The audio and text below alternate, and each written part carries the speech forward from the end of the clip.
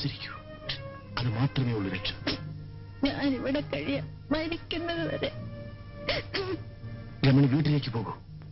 ഞാൻ പറയുന്നത് കേൾക്കൂ. ഇല്ല, ഞാൻ പോയില്ല. ആര് പറഞ്ഞാലും അനുസരിക്കില്ല. ചേട്ടനെങ്കിൽ എന്നോട് ദയ കാണിക്കൂ.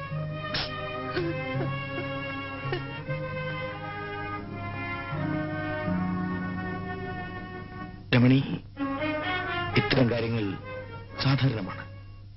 എനിക്കും നിനക്കും. ശരി, ഞാൻ പോകാം. പക്ഷേ നമ്മുടെ കുഞ്ഞിനെ നശിപ്പിക്കാൻ ചേട്ടനും അമ്മയ്ക്കും കഴിയില്ല.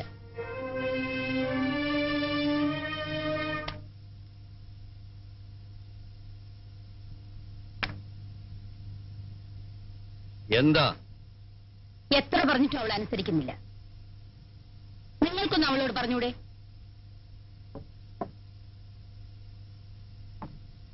എത്ര നേരമായി തുടങ്ങിയിട്ട്? ഇനിയെങ്കിലും നിർത്തിക്കൂടെ?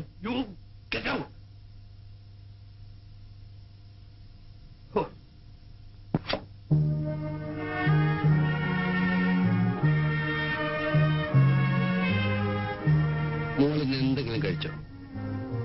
ഇന്നലെ പോയി എന്തെങ്കിലും കഴിക്കൂ. വരൂ മോളെ, വരൂന്ന്. That's my girl.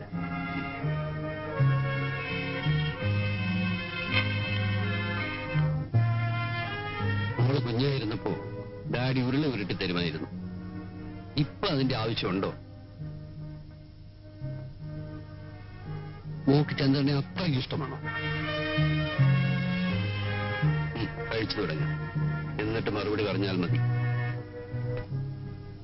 നിങ്ങളെ ഇവിടെ ഒറ്റയ്ക്കാക്കിയത് അച്ഛന്റെ തെറ്റാണ്.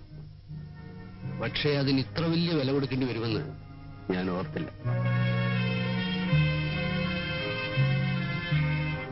ചന്ദ്രനെ വിവാഹം കഴിച്ചില്ലെങ്കിൽ ആത്മഹത്യ ചെയ്യുമെന്ന് പറഞ്ഞ മോളാണോ ഇപ്പൊ ഈ ചെറിയ കാര്യത്തിന് കരയുന്നത്? കുട്ടികളെ പോലെ ആവാതിരുന്ന് ഊണ് കഴിക്കുമ്പോളെ. അല്പം മുൻപ് ഞാൻ ചന്ദ്രനെ കണ്ടു. വരുന്ന ആഴ്ചയിൽ നിങ്ങളുടെ വിവാഹം നടക്കും. വളരെ കുറച്ചാളുകളെ മാത്രമേ വിവാഹത്തിന് ക്ഷണിക്കുന്നുള്ളൂ. എന്റെ മോക്കത് ഇഷ്ടമാകുമോ? മമ്മി വിവാഹത്തെ നന്നായി എതിർത്തതാണ്. എന്റെ ഒറ്റ നിർബന്ധം കൊണ്ടാണ് ഡാഡി സമ്മതിച്ചത്. വിവാഹം നടക്കുമ്പോൾ എനിക്ക് 16ഉം ചന്ദ്രയ്ക്ക് 35ഉമായിരുന്നു പ്രായം. എന്റെ ഹീറോ ആയിരുന്നു ചന്ദ്രയ്ക്ക്. ഞാൻ വായിച്ചിട്ടുള്ള പല കഥകളിലെയും പെൺകുട്ടികളെ പോലെ എന്റെ ഗർഭത്തെ ഞാൻ അതിരറ്റ് സ്നേഹിച്ചു. എനിക്കൊരു കുട്ടി പിറക്കുന്നത്, അവനെ താലിടിക്കുന്നത് എല്ലാം ഞാൻ സ്വപ്നം കണ്ടു.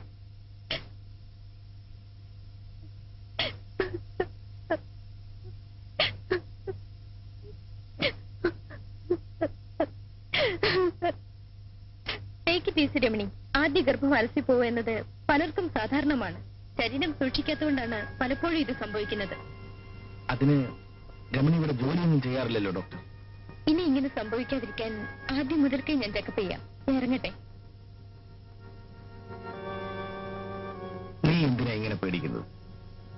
ആദ്യത്തേത് അബോർട്ടായി പോയാൽ കല്യാണം കഴിഞ്ഞ് ആർക്കും ദുഃഖം തോന്നും. പക്ഷെ ഇത്ര ചെറുപ്പത്തിലെ നീ ഇങ്ങനെ വയറുകൊണ്ട് നടക്കുന്നത് കാണാൻ എനിക്കിഷ്ടം. എന്തോ അതിനുശേഷം ഞാൻ ഗർഭം ധരിച്ചിട്ടില്ല. ആ മോഹം അങ്ങനെ തളർന്നു പോയി. ചേട്ടൻ എന്നെ കുടിച്ചിരിക്കല്ലേ? ഞാൻ കുടിച്ചിട്ടൊന്നും. പിന്നെന്തേ കാണുന്നത്? അരിഷ്ടം, ദശമൂല അരിഷ്ടം. എന്താ ഇത്?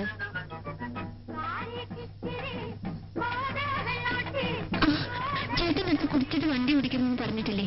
ഞാൻ കുടിച്ചിട്ടില്ല. ഞാൻ കുടിച്ചിട്ടില്ല എന്ന് പറഞ്ഞാൽ നീ അത് വിശ്വസിക്കണം. Do you understand?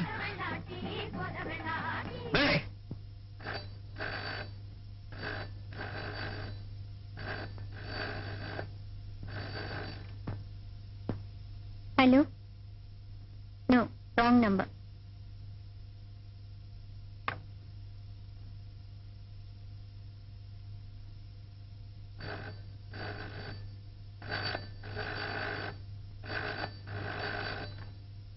Hello? Yes? 231 here? Hello? Hello?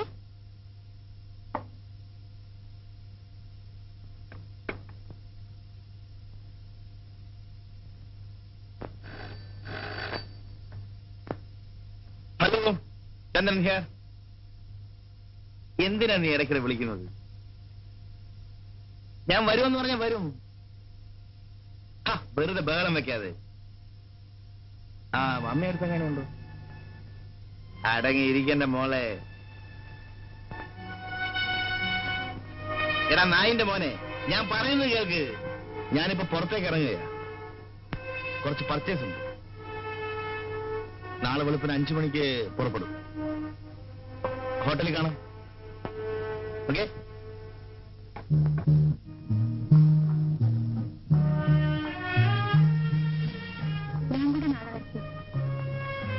അവിടെ പ്രത്യേകിച്ച് കാണാനൊന്നുമില്ല.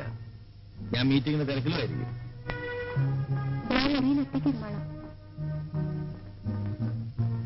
എനിക്ക് കൂടെ പോന്നോ? പറഞ്ഞാൽ കേൾക്കുന്ന ശീലം പണ്ടേ ഇല്ലല്ലോ. ചേട്ടന് ഇഷ്ടമില്ലെങ്കിൽ ഞാൻ വരുന്നില്ല.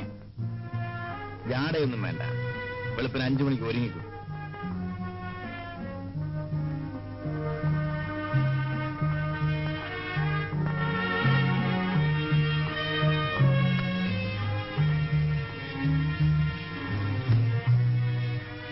ആ സാരി വേണ്ട, വേറെന്തെങ്കിലും എടുത്തു വയ്ക്കും.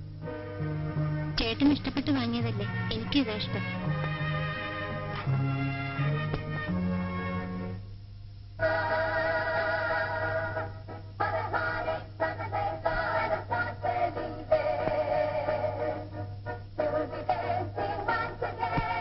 എങ്ങനെയുണ്ട്? ദൈവങ്ങളുടെ ഒരു ഭാഗ്യം. നമുക്കവിടെ പോയി അതുപോലെ വയ്ക്കാം. എങ്കിൽ വേണ്ട, മുറിക്കകത്ത് പോയി അതുപോലെ വയ്ക്കാം. എപ്പോഴും ഈ വിചാരം മാത്രമേ ഉള്ളൂ. Hello mister Chandrashekhar, just half no back. മിസ്സിയെ കൊണ്ടുവരുന്നെങ്കിൽ ഞാനും കൊണ്ടുവരുന്നല്ലോ. നിർബന്ധം പിടിച്ച എന്ത് ചെയ്യാനാ? അല്ല, എം ഡി എത്തി അറിഞ്ഞില്ല. ഞാൻ റൂമിലേക്ക് പോട്ടെ. Room number 306. ഓ,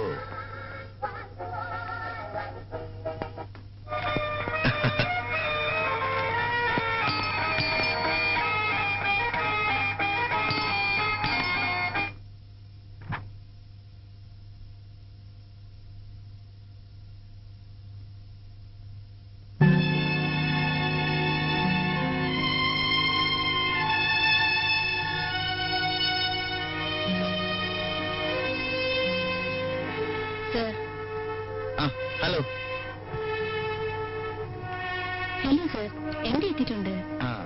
രമണി, ഇത് ഞങ്ങളുടെ field agent miss Annie D'Souza.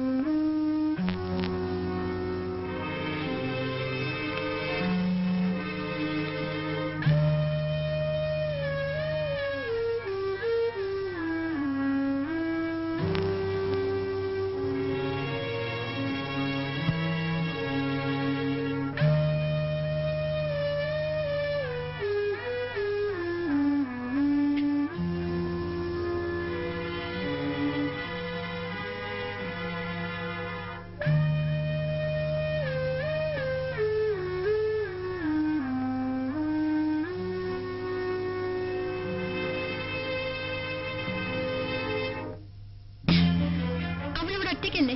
വെളുക്കുന്നവരെ അവൾക്ക് കൂട്ടുകിടക്കാമായിരുന്നില്ലേ? ആരൊറ്റയ്ക്ക്? അറിയില്ല അല്ലേ? അതൊക്കെ സംസാരിക്കും. ഇത് ഹോട്ടൽ മുറിയാണ്. ഹോട്ടൽ മുറിയിൽ ഭാര്യ തനിച്ചാക്കി ഭർത്താവിനെ വ്യഭിചരിക്കാമല്ലേ? നാണം കെട്ട. നിന്നോട് മാത്രം സംസാരിച്ച് ഉറങ്ങിയും പ്രേമിച്ചു മരിക്കാൻ എന്നെ കിട്ടില്ല. എനിക്ക് എന്റെ വഴിയും എന്റെ ശീലങ്ങളുമുണ്ട്. എന്നെ അനുസരിച്ചില്ലെങ്കിൽ ദുഃഖിക്കേണ്ടി വരും.